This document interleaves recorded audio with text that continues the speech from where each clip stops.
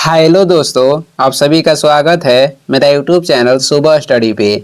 आज हम लोग पढ़ेंगे जो एडिटोरिया बुक है उसका 7500 प्लस जीके जीएस का जो सेट है, सेट नंबर रहेगा 52। ये और डिस्कशन के रूप में देखेंगे।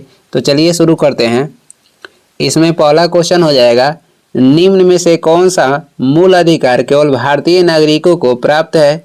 कह निम्न में से कौन सा मूल अधिकार केवल भारतीय नागरिकों को प्राप्त है। तो इसमें से देखते हैं, अनुच्छेद 15 में प्रदत्त मूल अधिकार, उसके बाद हो जाएगा अनुच्छेद 16 में प्रदत्त मूल अधिकार, और उसके बाद अनुच्छेद 19 में प्रदत्त मूल अधिकार। ये तीनों अनुच्छेद 15, 16, 19 ये तीनों जो केवल भारतीय के लिए ये दिया गया है। तो ऑप्शन हो जाएगा उपयुक्त सभी, ऑप्शन हो जाएगा डी।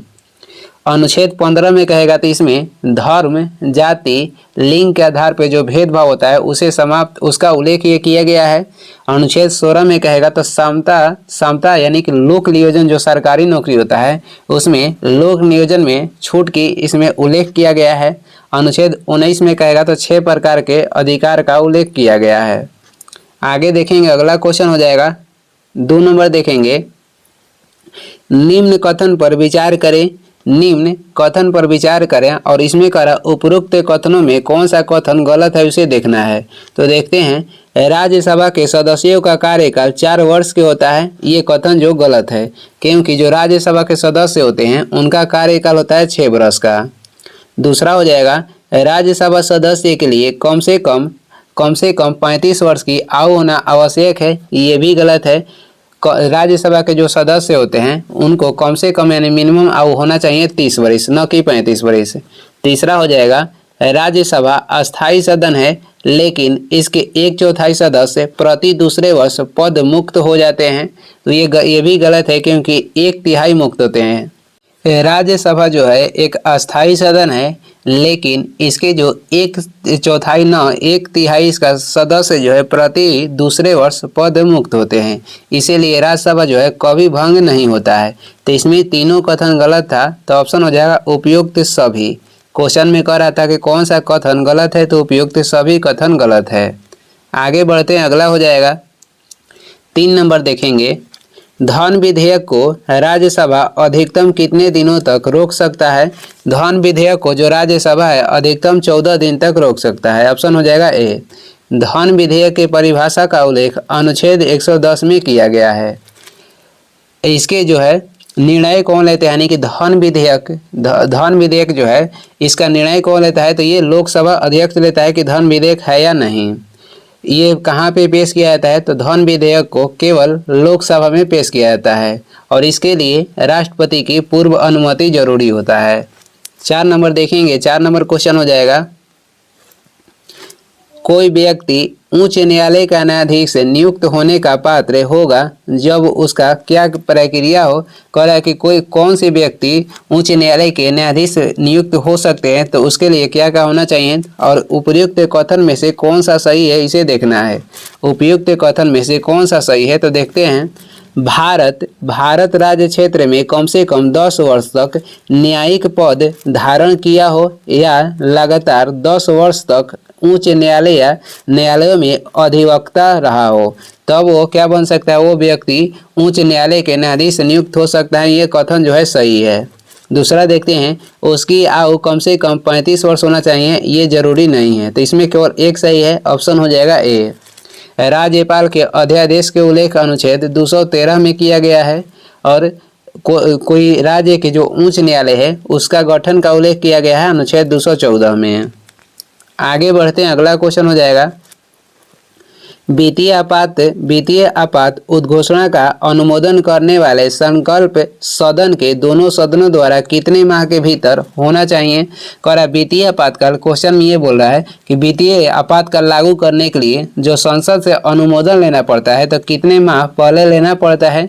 तो इसके लिए आपको अनुमोदन लेना पड़ेगा 2 माह पहले। ऑप्शन हो जाएगा सी, 2 माह पहले अनुमोदन लेना पड़ता है। वही राष्ट्रीय आपातकाल कहेगा या राष्ट्रपति शासन, किसी राज्य में जो राष्ट्रपति शासन लागू होता है इसके लिए संसद से अनुमोदन लेना पड़ता है 1 माह के भीतर। राष्ट्रीय आपातकाल का उल्लेख अनुच्छेद 352 में है, राष्ट्रपति शासन का उल्लेख अनुच्छेद 356 में है। वही वित्तीय आपातकाल के उल्लेख कहेगा तो अनुच्छेद 360 में है। 6 नंबर देखेंगे, भारत में पहली बार केंद्र सरकार के विरुद्ध लोकसभा में अविश्वास प्रस्ताव कब लाया गया था? तो भारत में पहली बार केंद्र सरकार के विरुद्ध में लोकसभा में अविश्वास प्रस्ताव लाया गया था 1963 में। ऑप्शन हो जाएगा बी, और ये लाया गया था जवाहरलाल नेहरू के खिलाफ। आईटीबीपी का गठन कब हुआ था? 1962 में हुआ था। बोकारो स्टील प्लांट की स्थापना हुआ था 1964 में। नाम के गठन कब हुआ था? तो इसका गठन हुआ था 1961 में। कहाँ पे? तो बेलग्रेड में। आगे बढ़ते हैं, अगला हो जाएगा, राज्य के नीति निदेशक तत्वों के परिवर्तन के लिए किस अनुच्छेद में उपबंध किया गया है? राज्य के नीति निदेशक तत्वों के परिवर्तन के लिए कह रहा है कि किस अनुच्छेद में उपबंध किया गया है? अनुच्छेद 37 में। ऑप्शन हो जाएगा ए, राज्य के नीति निदेशक तत्व ये लिया गया है आयरलैंड के संविधान से। इसका उल्लेख किया गया है अनुच्छेद 36 से लेकर अनुच्छेद 51 तक, और भाग कहेगा तो इसका उल्लेख भाग 4 में है। आगे बढ़ेंगे, अगला क्वेश्चन हो जाएगा, अगला है, चलैया समिति का गठन किस वर्ष किया गया था? चलैया समिति का जो गठन किया गया था ये किया गया था 1991 ईस्वी में, और इसका संबंध कहेगा तो कर बंटवारा से है। सरकारिया आयोग के गठन हुआ था 1983 में, और सरकारिया आयोग जो था अपनी रिपोर्ट कब पेश की थी? तो 1987 में। सेबी के वैधानिक दर्जा दिया गया था 1992 में, और सेबी का स्थापना हुआ था 1988 में। गूगल का स्थापना कहेगा तो 1998 में हुआ था। 9 नंबर हो जाएगा, निम्न में से किस क्रांति का संबंध कॉफी उत्पादन या चमड़ा उत्पादन से है? निम्न में से किस क्रांति के संबंध कॉफी उत्पादन या चमड़ा उत्पादन से है? तो इसमें से हो जाएगा भूरी क्रांति। ऑप्शन हो जाएगा ए। इससे भूरी क्रांति से कौन संबंधित है? हीरालाल चौधरी थे। बागवानी से संबंधित हो जाएगा गोल्डन क्रांति। आगे बढ़ेंगे, अगला हो जाएगा, अगला क्वेश्चन है, एक धन जो आसानी से विदेश से आता है लेकिन आसानी से चला जाता है, इसे इस प्रकार से जाना जाता है। एक धन जो आसानी से विदेश से आता है और लेकिन आसानी से चला भी जाता है, उसे कौन सा धन बोलेंगे? तो उसे बोलते हैं, उसे बोला जाएगा आपको हॉट मनी। ऑप्शन हो जाएगा डी। नरम मुद्रा या सॉफ्ट मनी किसे कहते हैं? जो सार्वजनिक दान दिया जाता है, जो किसी सार्वजनिक कार्य के लिए जो मनी दान करते हैं उसे बोला जाता है सॉफ्ट मनी। 11 नंबर हो जाएगा, गन्ने का उचित और पारिश्रमिक मूल्य अनुमोदित करता है। गन्ने के उचित और पारिश्रमिक मूल्य कह रहा है कि कौन अनुमोदित करता है? तो ये अनुमोदित करता है आर्थिक मामलों पर कैबिनेट समिति। आर्थिक मामलों पर कैबिनेट समिति। आगे हो जाएगा, 12 नंबर है, असहयोग आंदोलन में कौन सा कार्यक्रम शामिल नहीं है? असहयोग आंदोलन में कौन सा कार्यक्रम शामिल नहीं है? तो इसमें सरकारी वाहनों से यात्रा करने पर पाबंदी, ये जो है असहयोग आंदोलन में जो कार्यक्रम था उसमें शामिल नहीं है। बाकी सरकारी पदों का त्याग, विदेशी माल का बहिष्कार, अदालतों का वकीलों द्वारा बहिष्कार, ये तीनों शामिल है। असहयोग आंदोलन की शुरुआत हुआ था 1 अगस्त 1920 में, और इस आंदोलन में हिंदू और मुस्लिम मिलकर भाग लिए थे, और इसी में नारा दिया गया था, 1 वर्ष में आज़ादी के नारा महात्मा गांधी के द्वारा असहयोग आंदोलन के दौरान दिया गया था। 13 हो जाएगा, दांडी मार्च की समाप्ति किस तिथि को हुई थी? दांडी मार्च की समाप्ति किस तिथि को हुई थी? तो ये हुआ था 6 अप्रैल 1930 को दांडी मार्च की समाप्ति हुई थी। शुरू कब हुआ था? 12 मार्च 1930 को दांडी मार्च शुरू हुआ था, समाप्ति हुई थी 6 अप्रैल 1930 में। कितने दिन तक चला था? 24 दिन तक। टोटल दूरी कितनी थी? 388 किलोमीटर दूरी था। महात्मा गांधी के साथ 78 अनुयायी ने भाग लिया था। आगे बढ़ेंगे, अगला हो जाएगा, गांधी के जीवन काल में घटी निम्न घटनाओं का कालक्रम कौन सा सही नहीं है? तो देखते हैं, चौरा चोरी घटना कब हुआ था? ये 5 फरवरी 1922 को हुआ था, ये तो सही है। द्वितीय गोलमेज सम्मेलन जो था ये हुआ था 7 सितंबर 1931 को, ये भी सही है। पूना समझौता कब हुआ था?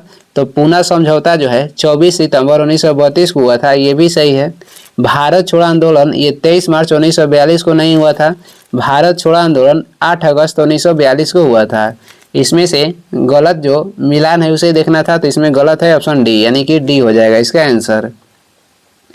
आगे बढ़ेंगे, अगला क्वेश्चन हो जाएगा 15 नंबर है, आज़ाद हिंद फौज के साथ सुभाष चंद्र बोस ने सिंगापुर में स्वतंत्र भारत की अस्थायी सरकार का गठन कब किया?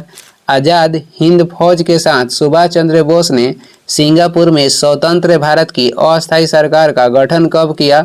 तो ये सुभाष चंद्र बोस कब किए थे? 21 अक्टूबर 1943 को। ऑप्शन हो जाएगा बी। 16 देखेंगे, सती प्रथा का उन्मूलन किया गया था। सती प्रथा के उन्मूलन कब किया गया था? तो ये किया गया था 1829 में, और 1829 के नियम 17 के द्वारा। 1829 के नियम जो 17 था इसके द्वारा। और सती प्रथा को समाप्त करने में कौन योग्यता, किनका योग्यता है? तो राजा राम मोहन राय का। आगे बढ़ते हैं, 17 नंबर हो जाएगा, बहावियों के विद्रोह को कुचलने का श्रेय किस गवर्नर जनरल को जाता है? बहावियों के विद्रोह को कुचलने का श्रेय करा कि किस गवर्नर जनरल को जाता है? तो इसमें हो जाएंगे लॉर्ड एल्गिन प्रथम। लॉर्ड एल्गिन प्रथम। नरबली प्रथा पे प्रतिबंध कौन गवर्नर लगाए थे? तो ये लगाए थे लॉर्ड हार्डिंग प्रथम। लॉर्ड हार्डिंग प्रथम। अहस्तक्षेप की नीति किसने अपनाया था? ये अपनाए थे सर जॉन लॉरेंस ने अहस्तक्षेप नीति अपनाए थे। बंगाल में कहेगा अकाल, बंगाल में जो अकाल पड़ा था, भयानक अकाल, ये पड़ा था लॉर्ड नॉर्थब्रुक के समय पड़ा था।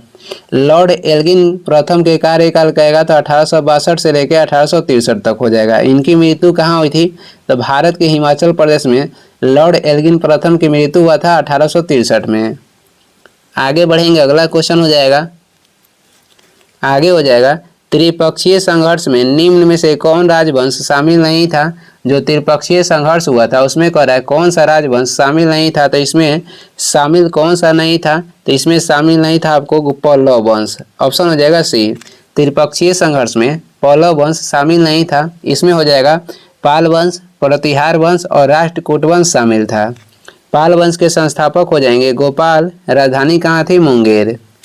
पल्लव वंश के संस्थापक हो जाएंगे सिंह विष्णु, राजधानी हो जाएगा कांचीपुरम। प्रतिहार वंश के संस्थापक कौन थे? तो ये थे नागभट्ट प्रथम। और राष्ट्रकूट वंश के संस्थापक हो जाएंगे दंती दुर्ग, राजधानी कहाँ पे थी? तो मानेखेत थी। 19 नंबर हो जाएगा, सिंधु घाटी सभ्यता के अंतर्गत, सिंधु घाटी सभ्यता के अंतर्गत शवों को दफनाने के अवशेष मिले हैं। इसमें शवों के सिर किस दिशा में रखे मिले हैं? तो इसमें से जो शव के सिर था वो किस दिशा में रहता था? तो ये रहता था उत्तर दिशा में। ऑप्शन हो जाएगा ए। मानव के साथ कुत्ता दफनाने का जो उल्लेख मिला है कहाँ पे ये मिला है? तो ये अवशेष मानव के साथ कुत्ता के दफनाने का अवशेष मिला है बुर्ज-हुम, जम्मू कश्मीर से। एक ही कब्र में 3 कंकाल कहाँ से मिला है? तो महाराष्ट्र के दमदमा से। आगे बढ़ते हैं, अगला हो जाएगा, आगे है, किस बौद्ध संगीति में बौद्ध धर्म को 2 संप्रदायों में विभाजित हो गया था? कह कौन सा बौद्ध संगीति था जो कि बौद्ध संगीति में जो 4 बौद्ध संगीति हुआ था उसमें से कौन सा बौद्ध संगीति था जिसमें बौद्ध धर्म 2 संप्रदायों में विभक्त हो गया? तो ये हो जाएगा चतुर्थ बौद्ध संगीति। ऑप्शन हो जाएगा डी। और कि ये किसके कार्यकाल में हुआ था? कनिष्क के कार्यकाल में हुआ था। और वही आपसे कहेगा कौन सी संगीति में जैन धर्म 2 भागों में बट गया? तो ये प्रथम जैन समिति थी जिसमें जैन धर्म 2 भागों में बट गया, श्वेतांबर और दिगंबर में। और इसका अध्यक्षता कौन किए थे? पाटलिपुत्र में ये हुआ था, अध्यक्षता किए थे स्थूलभद्र। जो बौद्ध संगीति चारों हुआ था, ये पहला हुआ था कहाँ पे? तो पहला हुआ था राजगिरी में, दूसरा हुआ था वैशाली में, तीसरा हुआ था पाटलिपुत्र में और चौथा हुआ था कुंडलवन, जम्मू कश्मीर में। इसका ठीक हो जाएगा राबे पाकू। राजगिरी, वैशाली, पाटलिपुत्र, कुंडलवन, कश्मीर किसके शासनकाल में हुआ था? इसका ठीक होता है अकाक, अगातशत्रु, कालाशोक, अशोक और कनिष्क। और कौन इसकी अध्यक्षता किए थे? इसका ठीक हो जाएगा मसामो। पहला के अध्यक्षता किए थे महाकश्यप, दूसरा के किए थे साबाकामी, तीसरा को हो जाएंगे मोगलीपुत्र तीस और चौथा के अध्यक्षता किए थे वसुमित्र।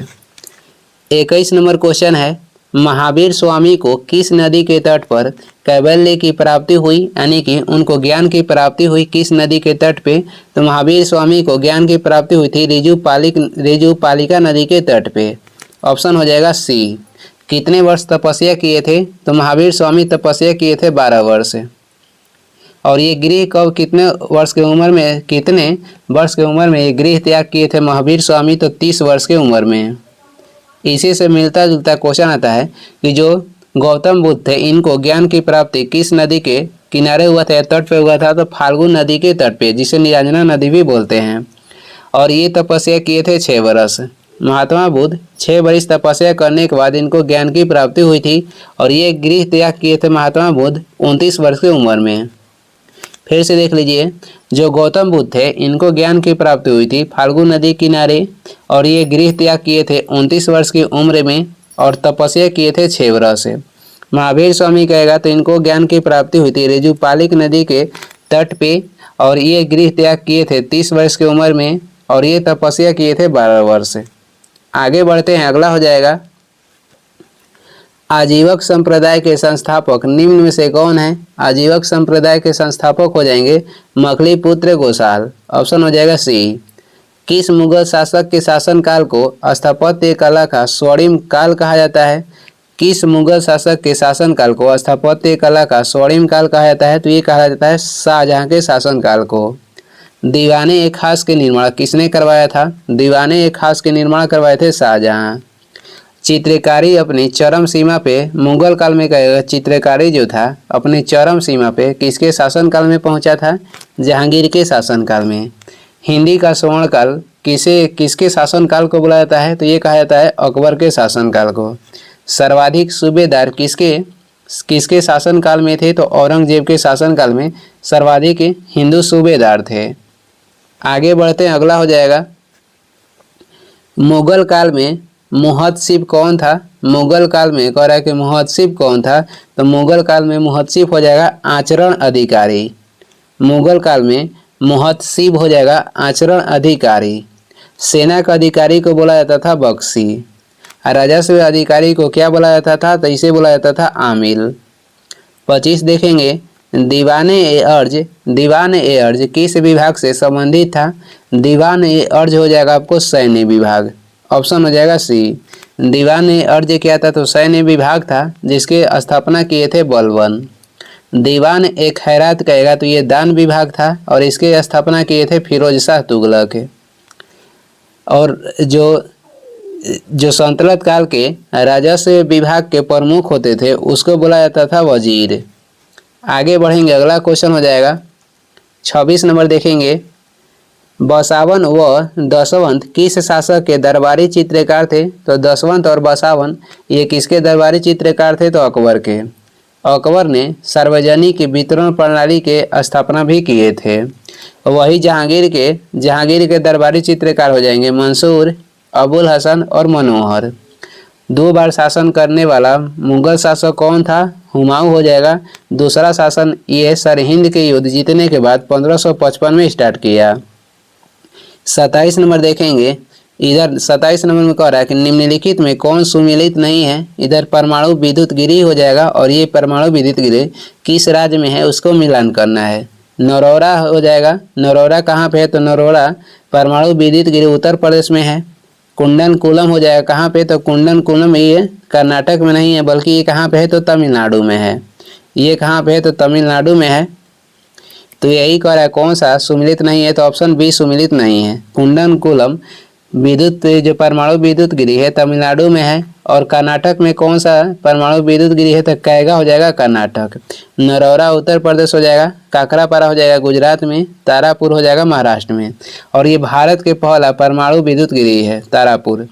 उसके बाद रावत भाटा परमाणु विद्युत गिरी कहाँ पे है? तो ये है राजस्थान में और ये बनाया गया था कनाडा के सहायता से और ये भारत के दूसरा परमाणु विद्युत गिरी है। पहला हो जाएगा तारापुर। आगे बढ़ते हैं, अगला क्वेश्चन हो जाएगा 38वीं समानांतर रेखा किन 2 देशों के मध्य स्थित है? 38वीं समानांतर जो रेखा है ये स्थित है किसके बीच? तो ये उत्तरी कोरिया और दक्षिण कोरिया 2 देशों के बीच स्थित है। ऑप्शन हो जाएगा ए। उत्तरी वियतनाम और दक्षिणी वियतनाम के बीच कौन सी समानांतर रेखा है? तो ये हो जाएगा 17वीं समानांतर रेखा। अमेरिका और कनाडा के बीच कौन सा समानांतर रेखा है? ये हो जाएगा 49वीं। जर्मनी और फ्रांस के बीच कौन सा समानांतर रेखा है? तो मैगिनोट और हिंडनबर्ग। मैगिनोट रेखा और हिंडनबर्ग रेखा ये दोनों जर्मनी और फ्रांस के बीच है। आगे बढ़ते हैं, 29 नंबर हो जाएगा, निम्न में से कौन सा एक अक्षय ईंधन का गुण नहीं है? तो देखते हैं, करा निम्न में से एक अक्षय ईंधन के इसमें से कौन सा गुण नहीं है? तो देखेंगे, ईंधन का ऊष्मीय मान उच्च होना चाहिए। ये अच्छा ईंधन के गुण तो सही है, जो अच्छा ईंधन होगा उसका ऊष्मीय मान क्या होगा? तो ये ऊंचे होगा। ईंधन के ऊष्मीय मान अच्छा जो होगा उसका ऊष्मीय मान क्या होगा? ये होगा ऊंचे। जलने पर ज़्यादा से ज़्यादा अवशिष्ट व हानिकारक गैसों का उत्सर्जन होना चाहिए, गलत है। अच्छा ईंधन जब जलेगा तो हानिकारक गैसों के उत्सर्जन नहीं होना चाहिए। तो यही कह रहा है, कौन सा कथन गलत है? तो ये बी गलत था। सी भी देख लेते हैं, ईंधन का प्रज्वलन ताप न तो कम न ही ज़्यादा होना चाहिए। ये भी ईंधन, जो ईंधन है ये सही ईंधन के पहचान है। तो इस सही ईंधन के बारे में ए और सी सही है, सही ईंधन के बारे में बी गलत था। तो क्वेश्चन में वही कह रहा है कि अच्छे ईंधन के बारे में कौन सा गुण गलत है? तो ऑप्शन हो जाएगा बी। सबसे अच्छा ईंधन कहेगा तो हाइड्रोजन होता है। आगे बढ़ेंगे, अगला क्वेश्चन हो जाएगा 30 नंबर देखेंगे। 30 नंबर में क्या है? तो सूची 1 को सूची 2 के साथ सम्मिलित करना है। विटामिन B6 के कमी से क्या होता है? तो विटामिन B6 के कमी से आपको क्या हो जाएगा वही बताना है। यानी इधर विटामिन के नाम दिया गया है, इधर उसके कमी से होने वाला रोग है, आपको वही मिलान करना है। तो देखते हैं, विटामिन B7 के कमी से होता है बालों का झड़ना, यानी कि विटामिन B7 की कमी रहेगा तो बाल झड़ेगा। उसके बाद हो जाएगा विटामिन B12 की कमी से क्या होता है? तो ये पर्णराशि अरक्ता होता है, अरक्ता हो जाएगा। उसके बाद विटामिन ई के कमी से बंझापन उत्पन्न होगा और विटामिन के कमी से रक्त के थक्का नहीं जमेगा। ये मिलान सही है, ऑप्शन हो जाएगा ए। विटामिन B7 के रासायनिक नाम कहेगा तो बायोटिन हो जाएगा। विटामिन ई के रासायनिक नाम हो जाएगा टेकोफेराल और विटामिन के रासायनिक नाम हो जाएगा फिनोक्विनोन। विटामिन B12 के रासायनिक नाम हो जाएगा साइनोकोबालामिन। विटामिन जो है, विटामिन हमें ऊर्जा तो नहीं देती है, लेकिन विटामिन जो है हमारे शरीर में रक्षात्मक पदार्थ के कार्य करता है। 31 नंबर हो जाएगा, तारों के मध्य दूरी ज्ञात करने की इकाई क्या है? तारों के मध्य दूरी ज्ञात करने की जो इकाई हो जाएगा ये हो जाएगा गैलेक्टिक इकाई। ऑप्शन हो जाएगा सी। सबसे बड़ा कहेगा, सबसे बड़ा मात्रक क्या है? तो ये हो जाएगा पारसेक। सबसे दूरी मापने के लिए सबसे बड़ा मात्रक हो जाएगा पारसेक, और एक पारसेक बराबर होता है 9.26 प्रकाश वर्ष है। एक प्रकाश वर्ष बराबर हो जाएगा 9.46 गुणे 10 के पावर 15 मीटर। आगे बढ़ेंगे, अगला क्वेश्चन हो जाएगा 32 नंबर देखेंगे। निम्नलिखित में कौन सा रोग पुरुषों की तुलना में महिलाओं में बहुत कम होता है? कौन सा रोग है जो कि पुरुष की तुलना में महिला में कम होता है? तो हो जाएगा वर्णधनता रोग। ऑप्शन हो जाएगा बी, और ये अनुवांशिकी रोग है।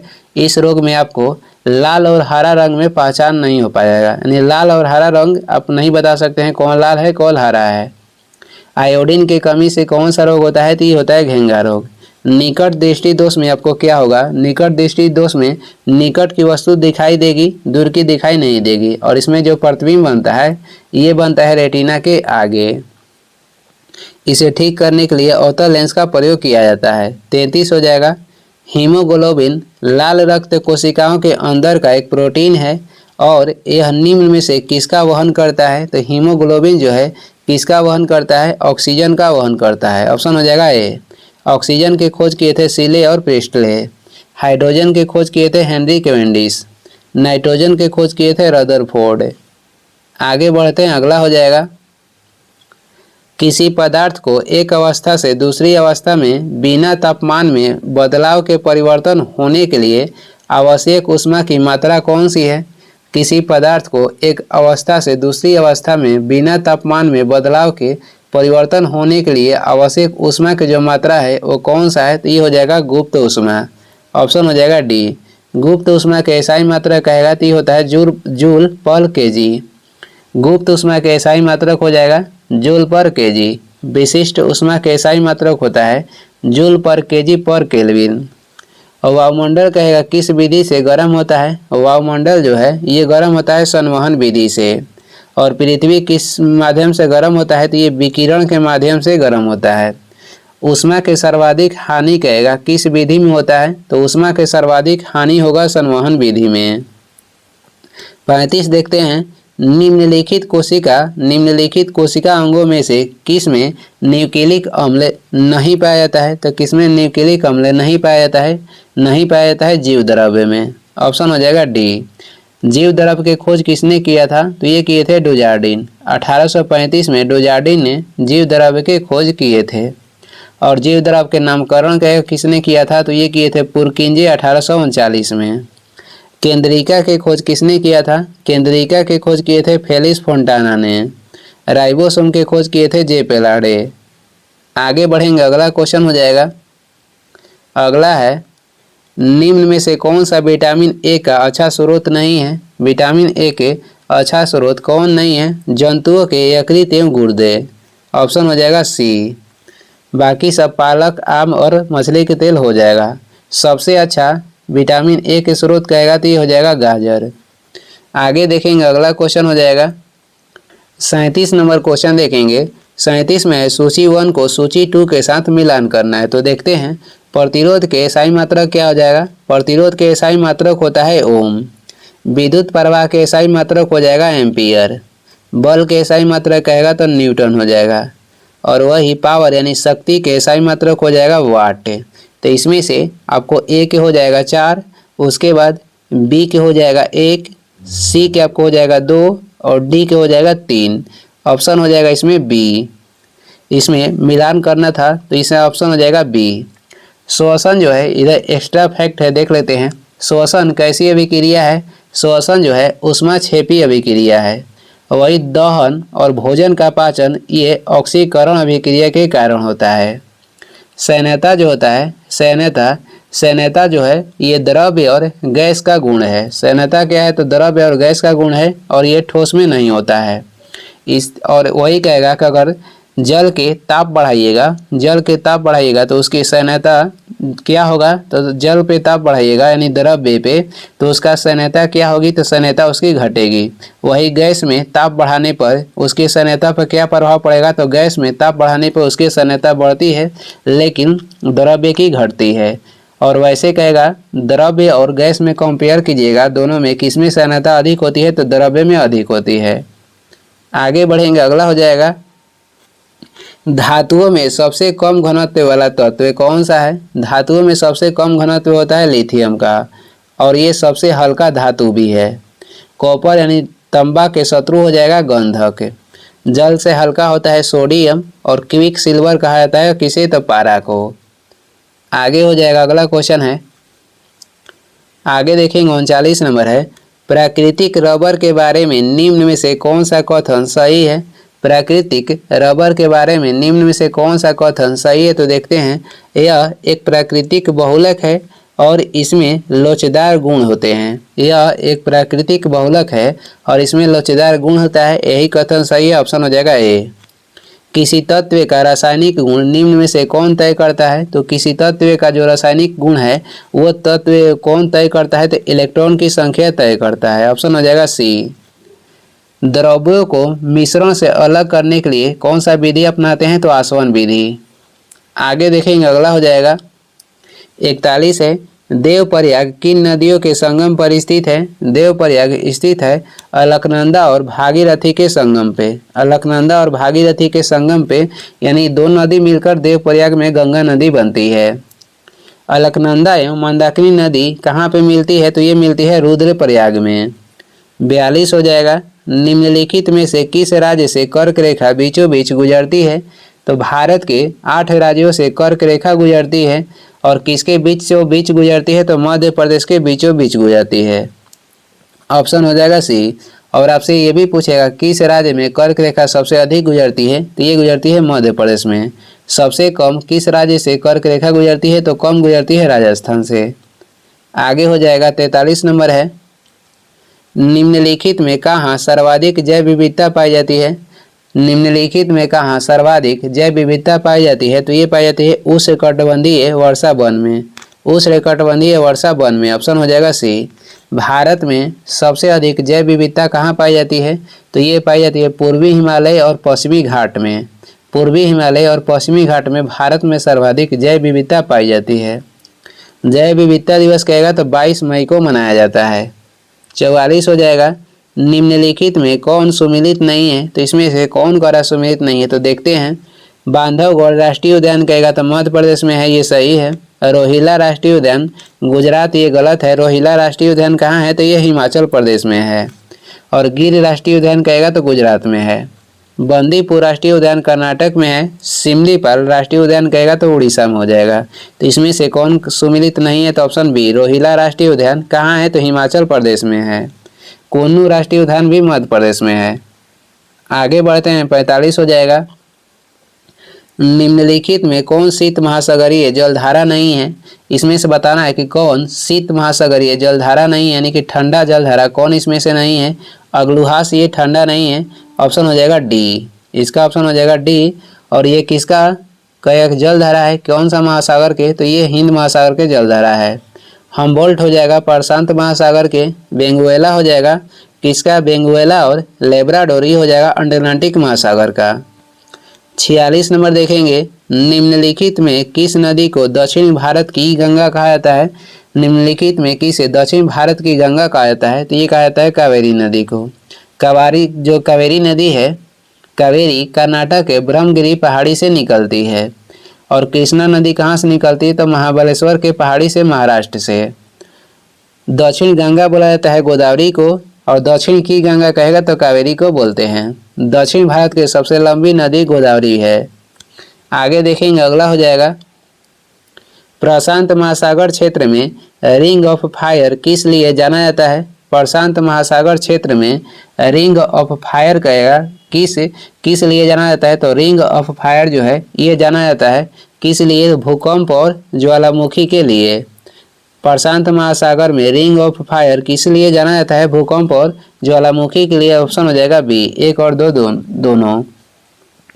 आगे देखेंगे, अगला क्वेश्चन हो जाएगा, आगे बढ़ते हैं। 48 नंबर है, निम्नलिखित में कौन सही सुमेलित नहीं है। इसमें से इधर मरुस्थल दिया गया है और ये कहाँ पे स्थित है उसे देखना है। तकला मकान मरुस्थल चीन में है, ये सही है। थार मरुस्थल भारत में, ये भी सही है। अटाकामा कहेगा तो चिली में, ये भी सही है। गिब्सन अफ्रीका में नहीं है। गिब्सन कहाँ पे है, तो ये ऑस्ट्रेलिया में है। गिब्सन मरुस्थल ऑस्ट्रेलिया में है। कालाहारी कहेगा तो ये अफ्रीका में है। तो गलत कौन था, तो डी। आगे बढ़ते हैं, 49 हो जाएगा। प्रतिरोधात्मक या घर्षणात्मक बेरोजगारी कौन सा है। प्रतिरोधात्मक या घर्षणात्मक जो बेरोजगारी है ये कौन सा बेरोजगारी है, तो देखते हैं। इसमें से हो जाएगा आपको व्यवसाय या रोजगार परिवर्तन की प्रक्रिया के दौरान श्रमिक व्यक्ति का कुछ समय के लिए बेरोजगार होना, उसे क्या बोला जाएगा, प्रतिरोधात्मक या घर्षणात्मक बेरोजगारी। ऑप्शन हो जाएगा सी। आगे देखेंगे, 50 नंबर हो जाएगा। न्यूनतम समर्थन मूल्य यानी कि एमएसपी के बारे में निम्नलिखित कथनों पर विचार करें और इसमें करा नीचे दिए गए कोड का उपयोग करके सही उत्तर चुनना है। इसमें से कौन सा उत्तर जो सही है, किसके बारे में, एमएसपी के बारे में। तो देखते हैं। न्यूनतम समर्थन मूल्य आर्थिक मामलों की मंत्रिमंडलीय समिति द्वारा प्रस्तावित की जाती है। ये जो कथन है सही है। एमएसपी जो न्यूनतम समर्थन मूल्य है आर्थिक मामलों की मंत्रिमंडलीय समिति द्वारा प्रस्तावित की जाती है। दूसरा कथन देख लेते हैं। दूसरा कथन में है कि न्यूनतम समर्थन मूल्य कृषि लागत मूल्य आयोग के द्वारा अनुमोदित की जाती है। ये भी क्या है, तो सही है। पहला और दूसरा दोनों सही है। न्यूनतम एमएसपी यानी मंत्रिमंडल समिति द्वारा प्रस्तावित की जाती है, अनुमोदित किया जाता है किसके द्वारा, तो कृषि लागत एवं मूल्य आयोग के द्वारा। तो दोनों कथन सही है। ऑप्शन हो जाएगा सी। और ये इसके नीचे कुछ महत्वपूर्ण वन लाइनियर क्वेश्चन है, देख लेते हैं। महत्वपूर्ण वन लाइनियर क्वेश्चन में हम लोग पाल वंश के बारे में देखेंगे। पाल वंश के संस्थापक कौन थे, तो पाल वंश के संस्थापक हो जाएंगे गोपाल। इस वंश की राजधानी कहाँ थी, तो बिहार के मुंगेर में पाल वंश की राजधानी थी। प्रसिद्ध उदंतपुरी विश्वविद्यालय की स्थापना किसके द्वारा किया गया था, तो ये किया गया था गोपाल के द्वारा। प्रसिद्ध विक्रमशिला विश्वविद्यालय की स्थापना किसने की थी, तो ये किए थे धर्मपाल। इस वंश के शासक देवपाल ने उदंतपुरी में बौद्ध मठ का निर्माण करवाया था।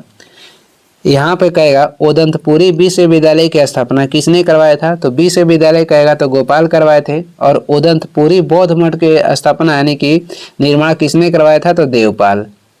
आगे बढ़ते हैं, अगला हो जाएगा देवपाल ने जावा में शैलेंद्र वंशीय शासक बालपुत्र देव के अनुरोध पर नालंदा में बौद्ध विहार के निर्माण हेतु 5 गांव दान में दिए थे। क्वेश्चन में कह रहा है कि देवपाल ने जावा के शैलेंद्र वंशीय शासक बालपुत्र देव के अनुरोध पर नालंदा में बौद्ध विहार के निर्माण हेतु 5 गांव दान में दिए थे। पाल शासक जो था ये बौद्ध धर्म के अनुयायी था। पाल शासक जितने थे ये बौद्ध धर्म के अनुयायी थे। और ये इस वीडियो के लास्ट क्वेश्चन है। वीडियो को लास्ट तक देखने के लिए धन्यवाद। वीडियो पसंद आ रहा है तो लाइक कर दें, चैनल पर नए हैं तो सब्सक्राइब कर दें। कुछ सुझाव या सलाह देना है तो कमेंट करके ज़रूर बताएं। Thank you.